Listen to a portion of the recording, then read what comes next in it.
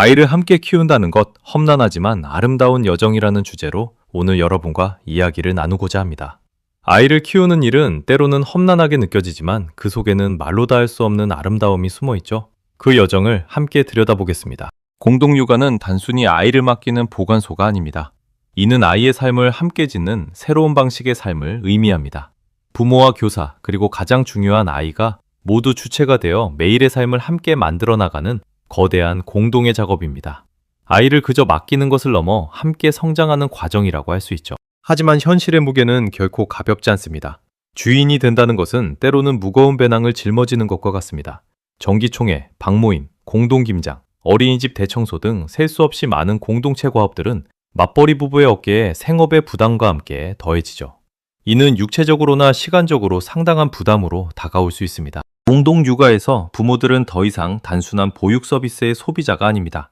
마치 정원의 주인처럼 시설 운영, 재정 관리, 그리고 교육에 이르기까지 모든 것을 직접 담당하는 운영 주체가 됩니다. 일일 교사로 참여하며 선생님들의 노고를 이해하고 내 아이뿐만 아니라 다른 아이들까지 돌보는 기쁨을 누리기도 합니다. 내가 직접 가꾸고 참여하기 때문에 내 아이가 성장하는 환경에 대해 깊은 신뢰를 가질 수 있다는 것이 가장 큰 장점입니다. 하지만 이러한 어려움 속에서도 우리는 서로를 위해 엮은 튼튼한 돌봄의 안전망을 발견합니다. 생업과 육아 사이의 아슬아슬한 균형은 구체적인 역할 분담과 상호 돌봄이라는 그물망 덕분에 유지되죠. 갑작스러운 야근이 생기면 이웃 부모가 내 아이를 하원시켜 저녁까지 먹여주는 일은 이곳에서는 일상이 됩니다. 이러한 돌봄의 연대는 육아의 고립감을 덜어주고 부모가 자신의 생업에 집중할 수 있는 가장 든든한 배경이 되어줍니다. 공동육아의 숲에 들어서면 우리는 잠시 사회의 직함을 벗어던지고 별명을 잇게 됩니다. 이 부장님은 햇살로, 김 과장님은 반딧분이로 불리우고 지우 엄마 대신 도도와 같은 별명이 생기죠. 교사, 부모, 아이들은 나이와 직위에 상관없이 스스로 지은 별명을 부르며 수평적인 관계를 형성합니다. 이러한 호칭 문화는 우리 공동체의 가장 강력한 토대가 됩니다. 아이의 시선에서 보면 어른들은 더 이상 거대한 존재가 아닌 만만하고 편안한 존재로 다가옵니다. 별명은 어른이라는 권위나 외적인 압도감에서 아이들을 완전히 벗어나게 하죠. 이렇게 수평적인 관계의 원 안에서 아이들은 억눌림 없이 자신의 내밀한 감정과 솔직한 고민을 서슴없이 자유롭게 표현하는 힘을 기르게 됩니다. 이 마법 같은 변화는 어른들에게도 깊은 치유의 시간을 선사합니다. 우리는 종종 누구의 엄마, 누구의 아빠라는 역할의 꼬리표에 갇혀 지내기 쉽습니다. 하지만 공동육아 안에서 우리는 이 꼬리표를 잠시 떼어내고 거울 속 잃어버렸던 나를 다시 만납니다.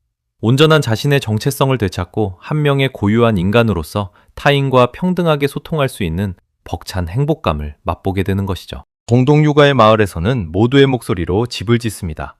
이곳의 모든 운영 사안은 일방적인 지시로 결정되지 않습니다. 오직 끝없는 논의를 통한 합의만이 결정의 기준이 됩니다. 수많은 개인과 가족이 모여 하나의 결론을 이끌어내는 이처럼 가장 민주적인 의사결정의 장이 바로 공동육아입니다. 하지만 민주주의에는 늘 짙은 그림자가 동반합니다. 합의의 과정은 결코 낭만적이지 않습니다. 소통에 들어가는 시간과 노력은 상상을 초월하며 서로 다른 가치관들이 맹렬하게 부딪히면서 깊은 갈등을 겪기도 합니다.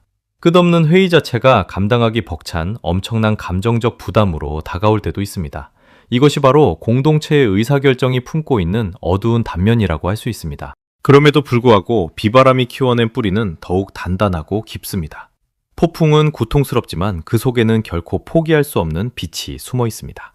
치열한 논쟁과 타협 속에서 우리는 비로소 서로의 다름을 온전히 수용하고 이해하는 법을 배웁니다.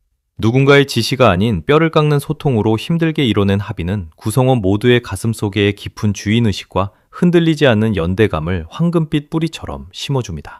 우리는 지금 두 갈래의 길 앞에 서 있습니다.